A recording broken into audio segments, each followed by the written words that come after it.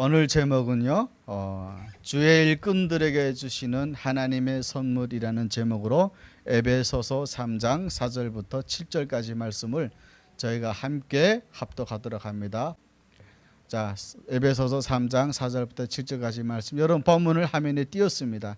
시간이 좀 오래 걸려서 오늘부터는 이번 주부터는 본문을 화면에 띄우도록 하겠습니다. 다 함께 합독합니다. 시작. 그것을 읽으면 내가 그리스도의 비밀을 깨달은 것을 너희가 알 수 있으리라.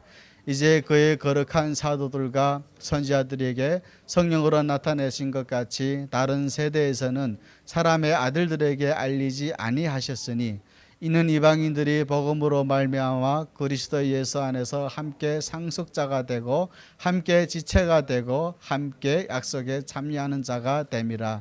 이 복음을 위하여 그의 능력이 역사하는 대로 내게 주신 하나님의 은혜의 선물을 따라 내가 일꾼이 되었노라. 아멘. 갑자기 교회에 사람이 많이 왔네요.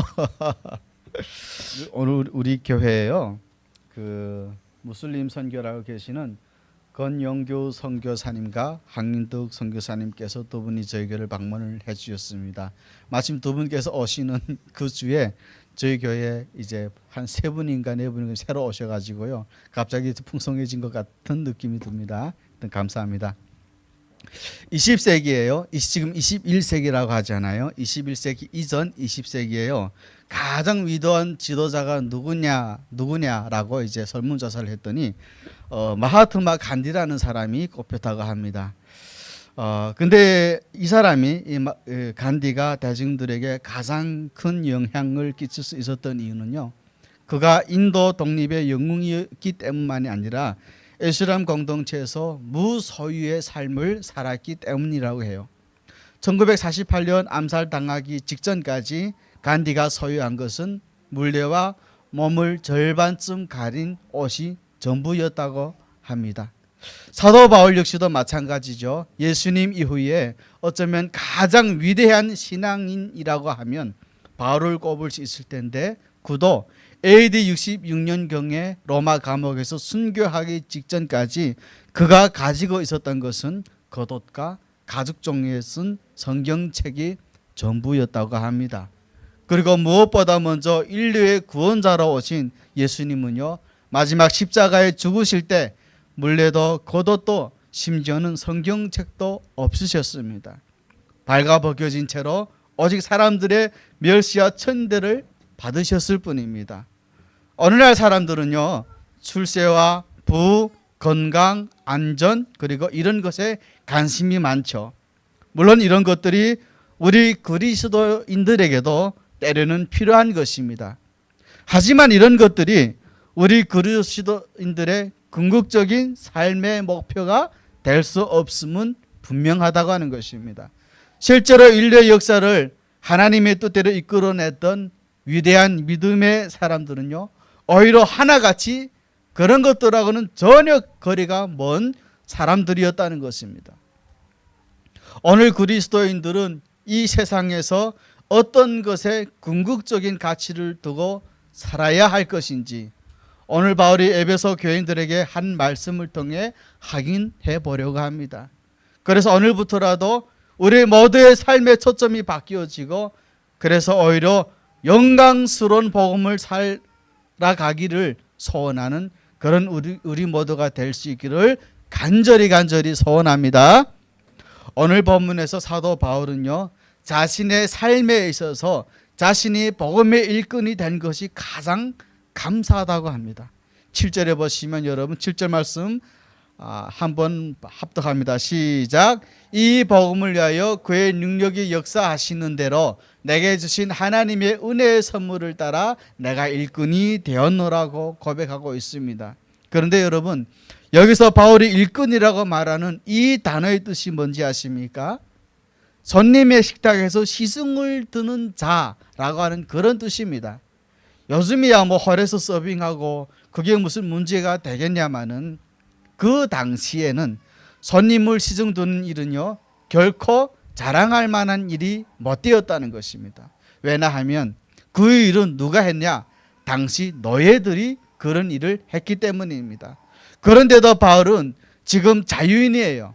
로마 제국의 시민권을 가진 자죠. 지금으로 말하면 이제 미국 시민권 같은 그런 강대한 시민권을 가진 자입니다. 그런데 그런 바울은 스스로 자신이 노예나 하는 그런 일꾼이 된 것을 자랑스럽다고 지금 말하고 있다는 것입니다. 더군다나 바울은요, 그 일을 하나님께서 자신에게 주신 은혜의 선물이라고 합니다. 여러분, 우리들이 간증하면서요, 이제 하나님이 선물을 주셨어요. 그렇게 자랑하고 다닐 때, 말씀하실 때 그런 주로 어떤 선물을 얘기하고 있습니까? 뭔가 세상 사람들이 부러워할 만한 어떠한 대단한 것들을 떠올리지 않습니까? 그런데 바울은 지금 하나님께서 자신에게 주었다가 하는 선물이 뭐냐면 너희들이나 할 만한 일 시킨 것, 이것이 자기에게 귀한 선물을 주신 것이다 라고 이제 말한다는 겁니다. 더욱 놀라운 것은요, 지금 이 복음의 일꾼으로 부름받은 바울이 그것 때문에 하나님한테 축복받아서 잘 먹고 잘 사는 처지가 된 것도 아니라는 거예요. 오히려 그는 복음의 일꾼이 돼서 갇힌 자가 되었어요. 1절에 보시면요, 너희 이방인을 위하여 갇힌 자 된 나 바울은, 이렇게 지금 얘기하고 있습니다. 바울은 지금 복음 전하는 일 때문에 재판받기 위해서 로마의 압송이 되어서 지금 가택연금 상태에 있었어요.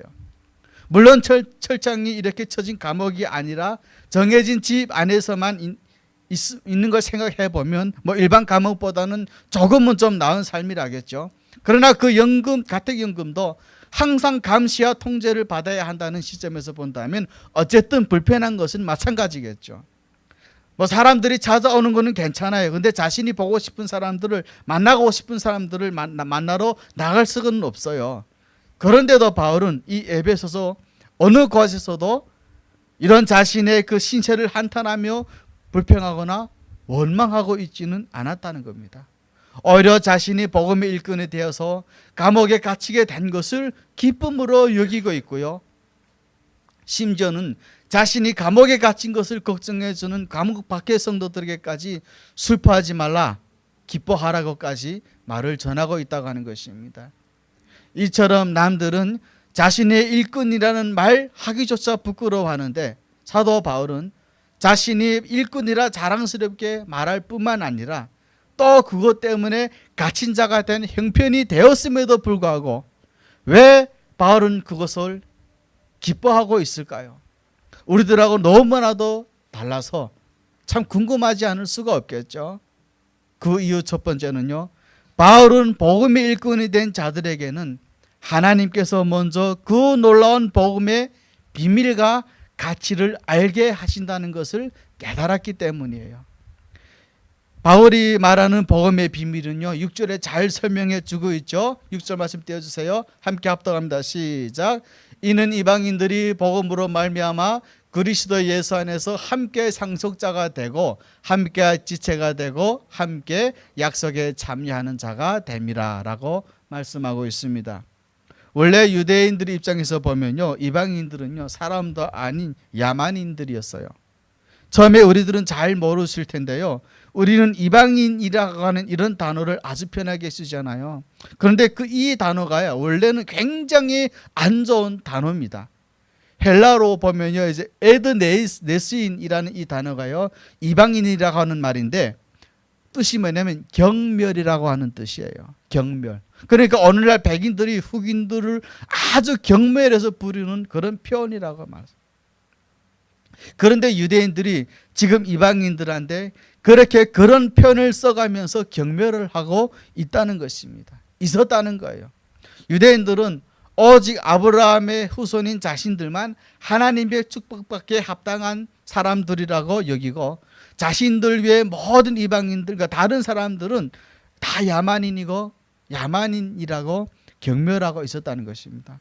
그런데 그렇게 생각하고 있는 그들에게, 그 경멸스러운 인간 같지도 않은 그 이방인들에게도 예수 안에만 있으면 다 지체가 되고 식구가 되고 후사가 되고 하나님의 약속에 참여하는 자가 된다고 하니 얼마나 놀라운 일이었겠습니까? 이 유대인들 입장에서 보면 사실 성경에 나타나 있는 하나님의 약속 중에 가장 핵심이 되는 약속은요, 창세기 12장 3절인데요. 이것이 구약 성경, 신약 성경을 통틀어서 하나님의 약속을 가장 정확하게 설명하고 있는 말씀이에요. 다 아시죠, 여러분? 땅의 모든 족속이 너로 말미암아 복을 얻을 것이라. 실제로요, 하나님은 나중에 아브라함에게 다시 한번 이 약속을 구체적으로 말씀을 해주세요. 아브라함이 아들 이삭을 바친 다음에 창세기 22장 18절에 가면 다시 말씀하시는데 이 말씀을 아주 정확하게 말씀하고 계시죠. 말씀 띄워주세요. 함께 합독합니다. 시작.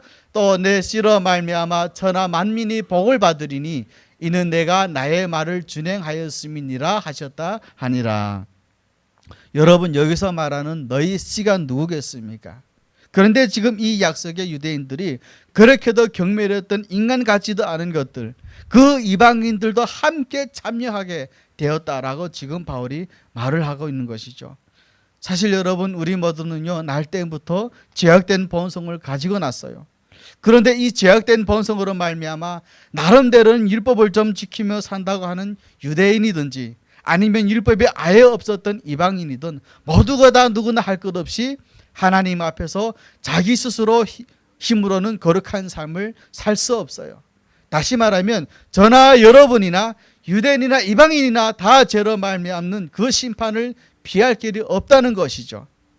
그래서 하나님께서는 그런 인생들을, 저와 여러분들을 불쌍히 여겨주셔서 예수님으로 하여금 우리의 모든 죄 대가를 대신 치르게 하시고 그를 구원주로 받아들이게 되는 자는 누구든 하나님 나라의 상속자가 되고 하나님의 가족이 되어진다고 아브라함 때부터 예언되어 있는 하나님의 약속의 대상자가 되게 하셨다는 겁니다. 그런데 바울은 이 복음을 비밀이라고 말을 해요. 미스터리라는 거죠. 왜 그럴까요? 이 복음의 메시지라고 하는 것이 모든 사람들에게 이해가 되어지고 받아들여지는 것이 아니라고 하는 것입니다. 오늘 본문 4절과 5절 말씀 함께 함독합니다. 시작. 그것을 읽으면 내가 그리스도의 비밀을 깨달은 것을 너희가 알 수 있으리라.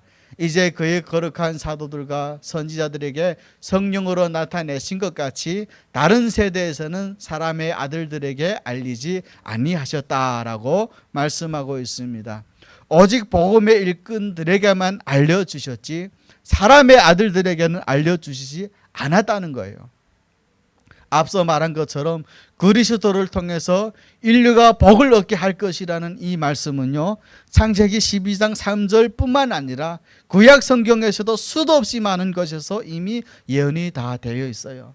문제는 많은 사람들이 이 말씀을 깨닫지 못한다는 거예요. 구약 시대의 사람들뿐만 아니라 오늘날도 마찬가지입니다. 이 복음의 메시지는 여전히 아무에게나 들려지지 않는다는 거예요.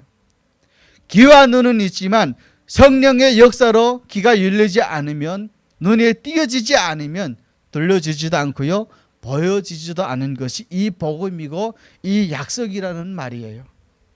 우리들 중에 지금이든 앞으로든 많은 지식에 훌륭한 사람이라 할지라도 성령의 역사가 아니면 이 복음의 메시지를 전혀 못 알아들어요. 똑같은 복음이 선포돼도요, 어떤 사람들에게는 이것이 평생 기쁜 소식이죠. 우리들처럼요. 우리들 삶을 변화시킬 수 있는 말씀이 되는데 이 똑같은 말씀이 어떤 사람들에게는 정말 귀찮은 말씀이 되는 거예요. 그런데 복음의 일꾼으로 부름받은 자들에게는 놀랍게도 복음의 비밀이 들려진다는 거죠. 그래서 우리 자신이 그 은혜 수혜자가 된 것이 정말로 감사한 거예요. 세상 살면서 내가 누릴 수 있는 가장 큰 축복이라고 말을 하게 된다는 것입니다. 여러분, 사실 바울은 이전에 직임이 뭐였냐면요, 검사였어요. 로마 제국을 휘젓고 다닐 때는요, 자신이 가말리엘의 제자라는 이 사실이 가장 가장스러워했던 사람이에요. 또 유대인들 입장에서 보면요, 자신이 바리새파 유대인이라는 사실을 많이 알리고 싶었을 거예요. 왜냐하면 당시 가말리엘은 당대 최고의 학자였기 때문이죠. 오늘 이 시대에 보면 이어령 교수님이라고 여러분 다 아시죠? 그분이 여전히 서천하셨지만 이 시대에는 이어령 교수님이 가장 학자라고 지금 이렇게 우리가 알고 있는데, 그런 그 학자의 밑에서 바로 제자였다고 하면 나름 폼이 좀 나지 않아요? 그래, 나 어떤 사람한테서 배웠다. 그런데 이제 바울은요, 자신이 아주 학식이 많은 사람이라는 것도, 율법을 지키는 데서는 선수인 바리새파 사람이라는 것도요, 더 이상의 자랑거리가 되지 않았다는 겁니다. 심지어는 자신이 그렇게 자랑스럽게 삼았던 이 세상의 지식이 오히려 그동안 자기가 예수님에게로 나아가는 데 있어서는 방해가 되었다는 사실을 깨닫고서는 이제는 이 자랑스러웠던 것들을 모두 배설물로 여겨지더라는 겁니다. 세상 사람들은 어떻게 하면 바울처럼 돼볼까 하고 길을 쓰고 달려들고 있는데, 바울은 예수님을 알고 나니까 이제는 자기가 그 가멜레아 문화라고 하는 거, 바리새파라고 하는 거 더 이상 자랑도 아니고 기쁨도 아니라는 것입니다. 오히려 복음으로 말미암아 고난을 받았을지라도 복음의 일꾼이 된 것이 가장 영광스럽고 기쁜 일이라고 하는 것입니다. 이전에도요, 예전에 여러분, 저도 예수님 몰랐을 때는요, 저희 어릴 때 꿈이 뭔지 아세요? 군대 장교가 되는 것이 꿈이었어요. 뭐 제가 나라서 자라난 북한에서 본 게 그게 다니까 아마 그런 꿈밖에 꾸지 못했을 수도 있죠. 근데 만약에 제가 소망하는 대로, 제가 소원했던 대로 그렇게 되었다면, 저를 생각하면 저는 아주 나쁜 놈이 되어 있었을 가능성이 100%라는 거죠. 예수님을 만날 수 없었을 거고요, 오늘날처럼 많은 사람들 앞에서 어떻게 하나 그분들에게 희망적인 소망적인 말씀을 전하는 사람이 아니라 많은 사람들을 악한 대로 인도하는, 죽이기까지 했던 그런 악한 가능성이 많다는 거죠.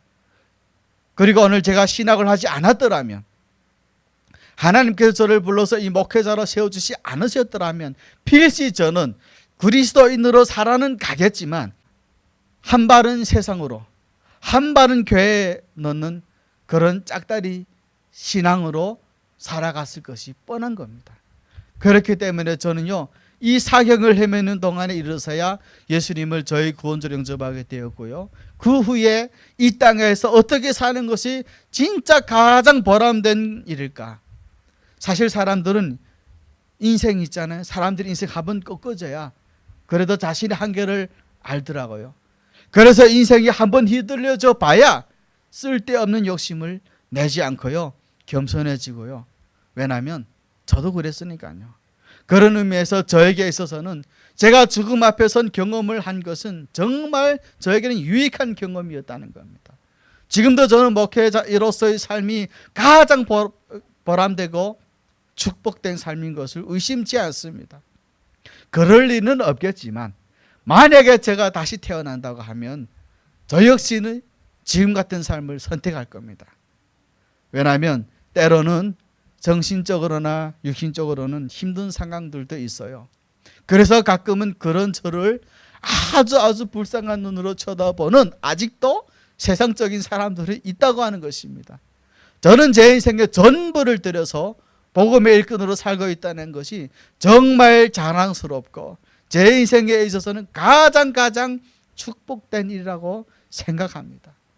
그런데 또 하나 감사한 것은 복음의 일꾼으로 부르실 때는 항상 그 복음의 일을 감당할 수 있는 능력도 반드시 함께 해주신다는 거예요.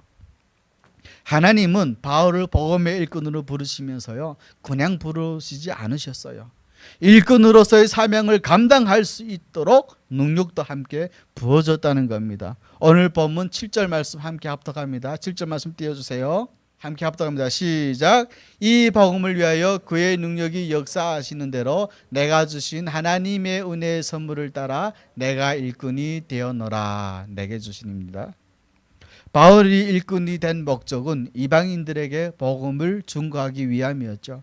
그런데 여러분, 이 복음을 전하는 일은 바울의 힘만으로는 절대로 쉬운 일이 아니었어요. 아주 힘든 일이었어요. 바울도 원래는 이방인들을 경멸하고 그들에 대해서 심한 거부감을 가졌던 유대인이었어요. 그랬던 그가 하루아침에 이방인들을 향해서 사랑하는 마음을 갖고 그들에게 복음을 전한다는 것은 결코 쉬운 일이 아니었어요. 여러분, 복음을 1절 모르는 탈북민들에게 복음을 전한다는 것이 쉬운 일이었겠어요? 쉬운 일이겠어요? 절대로 안 쉬워요. 정확히 말하면요, 50대 넘어간 분들에게는 김일성, 김정일이라고 주체사상이 너무나도 모름에 꽉 잡혀 있기 때문에 그런 분들한테 복음의 씨앗을 심는다는 것은 차라리 하늘과 별 따오로 하지, 거기 더 쉬울 수도 있었다는 겁니다. 여러분, 성경에서요, 요나가요, 왜 니느웨 백성들에게 복음을 전하라 하는 말씀을 피해서 다시스로 도망간 줄 아세요? 일하기 싫어서가 아니에요. 복음을 전하기 싫어서가 아니었다는 거예요. 그 복음을 전해야 하는 대상이 이스라엘을 멸망시켰던 원수의 나라였기 때문이에요. 그래서 요나가 도망친 거지, 일하기 싫어서나 복음을 전하시기 싫어서 도망친 게 아니에요. 그러니 바울도 그 이방인들에게 복음을 전한다, 그거 하고 싶었겠어요? 그런데 성령께서는 바울로 하여금 그렇게 미워하던 이방인들에게도 복음을 전할 수 있도록 그에게 사랑의 마음을 주셨어요. 자기 안에도 여전히 이방인들을 멀리하고 싶은 강한 죄성이 있지만 하나님의 능력이 그로 하여금 그 죄성을 극복하게 만들고, 그래서 그들을 마음에 품고 복음을 전하는 사명을 감당하게 하신 것입니다. 바울은 또 복음을 전하다가 감옥에 갇힌 때도 있었죠. 그런데 그 순간에도 하나님은 지진이 나게 하셔서 감옥 문이 열려지게 하셨어요. 그래서 그 일 때문에 그 감옥 지키던 간수의 가족이 구원되게 하셨죠. 뭔가 잘못되고 뭔가 절망적인 상황으로 이끌어갔지만 그것이 오히려 영혼을 구원시키는 하나님의 뜻이 이루어지게 하나님이 하시더라는 거예요. 어디 그것뿐이겠습니까? 바울은 복음의 일꾼으로 살면서 필요한 것들도 다 공급받았어요. 바울은요, 빌립보 교인들에게 특별히 감사를 하죠. 왜냐하면 빌립보 교인들이 바울을 처음부터 끝까지 경제적인 후원을 해서 그가 궁핍 없이 사역을 잘 감당할 수 있도록 해줬기 때문입니다. 그래서 빌립보 4장 15절 16절 함께 합독합니다. 시작. 빌립보 사람들아, 너희도 알거니와 복음의 시초에 내가 마케도냐를 떠날 때에 주고받는 내 일에 참여한 교회가 너희 외에 아무도 없었느니라. 데살로니가에 있을 때에도 너희가 한두 번 아니라 두 번이나 나의 있을 곳을 보내었도다 라고 말을 하고 있습니다. 바울은 자신의 사역을 스스로 감당하기 위해서 무슨 일을 했냐면요, 텐트 메이커, 요즘 말로 말하면 노가다 일을 한 거죠. 바울이 여기저기 옮겨 다니면서 자기가 직접 이제 건축 일도 하면서 복음 전하는 일을 감당했던 거죠. 그런데 바울이 항상 이렇게 자신의 경제적인 필요를 스스로 건축 일을 하면서 채운 게 아니라는 겁니다. 때로는 교회 도움을 받기도 했어요. 그런데 이 도움이 결코 바울이 원한다고 해서 되어지는 것이 아니라는 거예요. 우리 큰빛 교회에 도움을 요청한다고 해서 모든 선교사님들이, 모든 분들이 그 도움을 받을 수 있는 것은 아닌 것과 같죠. 바울도 마찬가지예요. 방금 말한 것처럼 바울에게도 빌립보 교회 외에는 아무도 돕지 않았습니다. 그런데 정말로 그 일이 진행되어져야 되니까, 하나님의 복음을 전하는 사역이 진행되어져야 되니까 하나님이 어떻게 하시느냐, 수십 개 교회가 아무도 안 도와준데도 이 빌립보 교회만큼은 신기하게 바울을 돕게 만드시더라는 겁니다. 하나님이 하시는 거죠. 하나님은요, 필요한 때가 되면 누구라도, 이 자리에 앉은 우리들 중에 누구라도 복음의 일을 위하여 헌신하고자 하면 거기에 필요한 것들을 기가 막힌 방법으로 공급하신다는 거예요. 여러분, 우리 교회가 이제 한 4개월쯤 돼가지 않아요? 우리 교회는요, 누구 하나 도움을 줄 거라 일절 기대 안 하고 세워진 교회예요. 왜냐하면 제가 그만큼 인기가 많지 않았거든요. 그런데요, 이 교회가 건축되어지니까 모르는 분들이 오셔가지고 저희 교회를 도와요. 우리 교회가 한 달에 나가는 월세가 관리비를 합하면 거의 200만 원이 넘어요. 근데 우리 교회 헌금벌은 어림택도 없어요. 그러면 이 교회가 어떻게 유지되어지겠어요? 모르죠. 하나님의 일꾼들이 와죠. 하나님의 보내신 까마귀 들어오셔가지고 저희들 교회를 조금씩 후원해서 지금 저희는 아직도 그런데 연연하지 않고 이 교회를 이렇게 인도해 갈 수 있는 거죠. 이것이 바로 여러분 주님의 일꾼들에게 부어주시는 하나님의 선물이라고 하는 겁니다. 우리 많은 그리스도인들이 좀 착각하고 있는 게 하나 있어요. 우리는 뭔가요? 많은 것을 가지고 있어야, 돈을 좀 많이 벌고 직장도 좀 번듯한 것이 있어야 주의 일을 잘 할 수 있다라고 생각을 합니다. 그래서 그런 생각을 하는 사람들은 먼저 무슨 일을 하냐면 자기가 돈을 많이 벌어 놓으려고 그래요. 자기가 번듯한 사람이 되려고 그래요. 열심히 노력해요. 그리고 뭔가를 이뤄내고 나면 그제서야 내가 하나님이 기뻐하시는 많은 일을 할 수 있을 거라고 생각한다는 것입니다. 여러분, 이것은 완전한 착각이에요. 그 정도 되면 우리는 하나님 앞에 다가갈 때쯤 됩니다. 열심히 여러분, 예수님이요 정말 우리에게 원하시는 것은 내가 목표한 것들을 다 이루고 나서 뭔가를 가지고 있는 상당히 높은 자리에 올라가고 나서가 아니라 지금 당장일 수도 있다는 거예요. 지금 우리의 마음이 먼저 주님께 두려져 있느냐는 거죠. 남을 살펴보고 주의 나라 살필 여력이 없는 것 같은 상황에서도 어떻게 하면 그리스도의 사랑을 나타낼 수 있을까 고민하며 살아가는 그런 모습들을 기뻐하신다는 겁니다. 그리고 아십니까 여러분? 그런 사람들에게는 하나님은 사명을 감당할 수 있도록 필요한 것들을 채워주세요. 오히려 여러분이 구하지 않는 것까지도 하나님은 더 알아서 챙겨주신다는 겁니다. 마태복음 6장 34절의 말씀 함께 합독합니다. 시작. 그런즉 너희는 먼저 그의 나라와 그의 의를 구하라. 그리하면 이 모든 것들을 너에게 더하시리라. 그 말씀하시죠. 그러므로 사실은 현재 내 형편 처지가 어떤가 전혀 관심이 없어요. 건강하지 않아도요 빈선이어도 우리는 얼마든지 주님을 섬길 수가 있어요. 그리고 그렇게 할 때 하나님은 오히려 우리들의 빈선을 채워주시는 겁니다. 그런데 뭔가 우리들의 손에 채워주기를 기다린다면, 먼저 채워주기 위해서 수고만 하고 있다면 하나님은 오히려 그런 분들의 삶의 우선순위가 바꿔지기를 기다리실 겁니다. 그리고 기다리시다가 당신이 보시기에 아니다 싶으시면 그런 분들의 삶의 우선순위가 바뀌어지게 하기 위해서라도 오히려 우리들이 노력하는 것이 이루어지지 않게 하신다는 거예요. 그래서 그야말로 우리가 빈손을 들고 나서라도 주님 앞에 나오도록 만드신다는 겁니다.